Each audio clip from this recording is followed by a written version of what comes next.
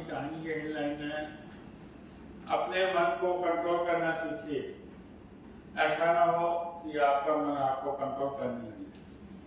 काफी अच्छा मोटिवेशन है, ध्यान से सुनिएगा। कहानी है अमेरिका के क्रिमिनल की। काफी क्रिमिनल था और उसे 2 बार पकड़ा भी गया था, मगर वो पुलिस को झांसा देके भाग गया था।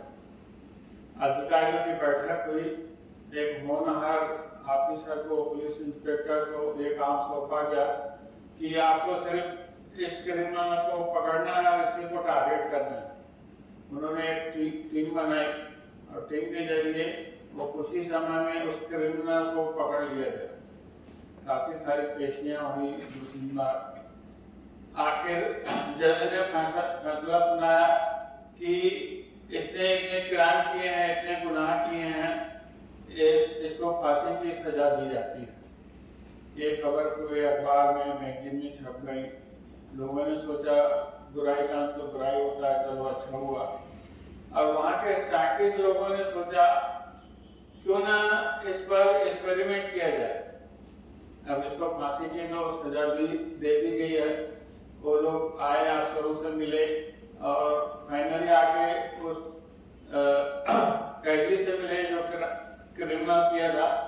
उससे बोला कि आपको तो फांसी की सजा भी दे दी गई है, आपकी मृत्यु निश्चित है। हम लोग सोच रहे हैं आप पर एक एक्सपेरिमेंट किया जाए, आपको फांसी की सजा न दे के एक जहरीले सांप, कोबरा सांप से डसवा देंगे, नॉर्मल आपकी मृत्यु हो जाएगी। उन्होंने सोचा मैंने इतनी गुनाह किए हैं, इतनी गलतियां की हैं, उसकी सजा तो मौत है, मेरी किस्मत में यही लिखा होगा। वो बोले ठीक है। फाइनली जिस दिन सुबह उसको फांसी होने वाली थी, रात भर वो सोया नहीं।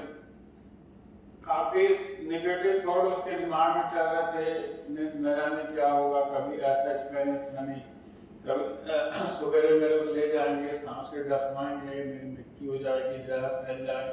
काफी नेगेटिव सोच रहा था। सुबह हुआ, उसको ले गए एक रूम में, उसको ले गए रूम में, उसके आंखों में पट्टी बांध दी गई और पट्टी बांधने के बाद उसको जो कोबरा का सांप बताया गया था, जहरीला सांप, उससे न डसवा के 2 हल्की सी सेफ्टी पिन चुभाया गया और कुछ ही क्षण में उसकी मृत्यु हो गई। अब आप लोग सोचोगे कि सेफ्टी पिन से चुभाने से इसके शरीर में जहर आया तो आया कैसे? इसके शरीर में जहर आया इसकी थॉट से, इसकी सोच से, इसकी निगेटिव सोच से।